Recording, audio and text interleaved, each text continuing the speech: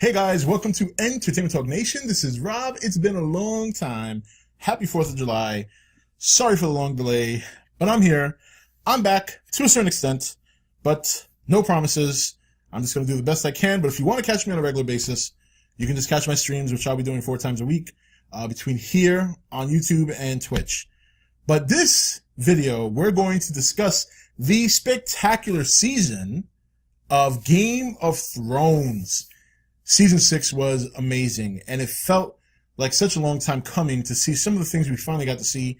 Revenge, the Starks back at Winterfell. I mean, just a lot of wonderful things happened this season. And, you know, it's funny. It all happened so suddenly. You know, it's almost like the producers felt so restricted by the books, and now that they don't have any books to reference by, they only have a couple of, you know, hints and answers and not necessarily detailed directions as to where this all leads. You know, they have the important stuff and they're filling in everything. And, you know, but it's a good thing. It really is, because, you know, for so long, this show has just gutted people. You know what I mean? It's gutted people. It was nice to finally see a season where, for all intents and purposes, the good guys were winning to some extent. There are still some sad moments. You know, Rickon's death was, while not impactful for the viewer because we didn't know him very well, it still hurt because that's another Stark. That's Jon's brother. That's Sansa's brother. And he still died a horrible death at the hands of Ramsay. So, but this whole season, the way it ended too, the last 2 episodes were just insane. But it's funny because as you watch the whole season, you know, Westeros was a very weak part of the story. There really wasn't a whole lot going on there. And I think the problem there is because you don't like the Sparrow. You don't like Cersei. You know, I like Marjorie. So a lot of people like Marjorie and like the Queen of Thorns and all that stuff, but they're not on enough for, not to say for us not to care. They're just not on enough for us to completely get behind. So, you know, and not something like, you know, like Jon Snow, we see him a lot during the time he was alive and all the wars he had up there on the wall. Same thing with Tyrion. Tyrion's been the focal point of the show for a long time, up until recently. You don't get to see him as much. Daenerys, but those you still see a lot more than you see the Tyrells. So, but the payoff for that storyline in Westeros was insane, and I gotta say it was just a fun season to watch. And it was so disappointing that I couldn't finish reviewing all the episodes after I think 3 or 4 that I did, you know, due to all the changes and like right now I'm doing this video in this spot here, but I really can't do that anymore. I'm doing it now because I have the opportunity to, and then, you know, just not having the opportunity to do the reviews like I really wanted to. And I'm hoping down the line that changes and I have more time. I really need to find a spot that I could dedicate my space to do this stuff. I really don't have one now. As the kids get older, the space gets smaller. So, the last 2 episodes were probably best. I am surprised that they were able to top the second to last episode with, the last episode. You know what I mean? I'm surprised they were able to top the war. I think the interesting thing here leading into season 7, the relationship between Sansa and Jon, we're going to see where that goes.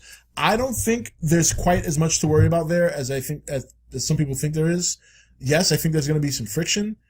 Yes, I think there's going to be some issues, but I really don't see it culminating into something horrific.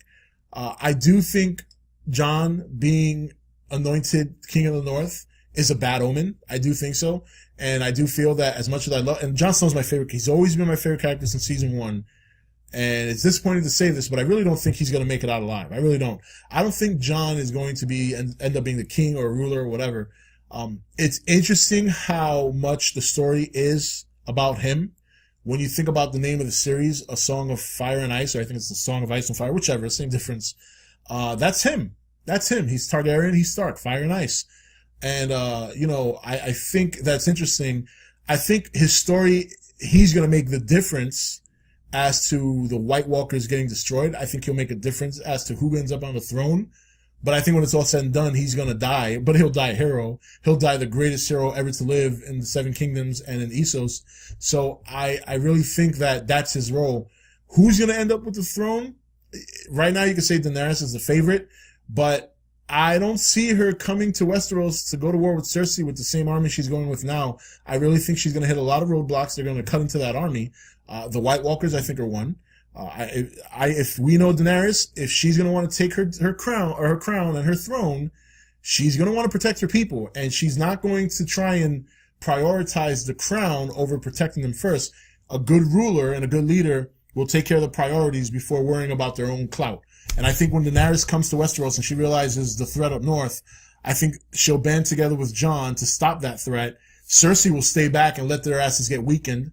And that's where we'll see a good battle between Cersei and Daenerys, Dorne, whatever. And we gotta remember, Euron Greyjoy. You know, I think now that he doesn't have his opportunity to be with Daenerys, he's gonna be with Cersei, I think. I think that's going to be a pact of numbers. You know, you have the ships that can protect the bay, and I have the men that can protect the city.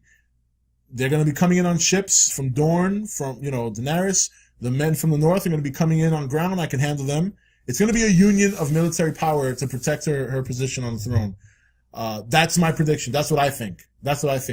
But we don't know. But we will talk more Game of Thrones going forward. I know there's other things that I missed that I didn't mention in this video, but I will talk about them specifically. This is just a general video, but we will get into specifics in coming videos, because now that there's no books to reference from, now I can actually do speculation videos on this show. Like before, there was really no point because people read the book, so I'm just speculating shit that people either know or don't know already. So now we can speculate. So we'll talk some more Game of Thrones whenever I get an opportunity, whether it's like this or whether it's in a vlog or whether it's in one of my live streams. So until then, you guys have a wonderful 4th of July, and I will talk to you all very soon. This is Rob signing off for ETN, where we don't do news, we just talk entertainment.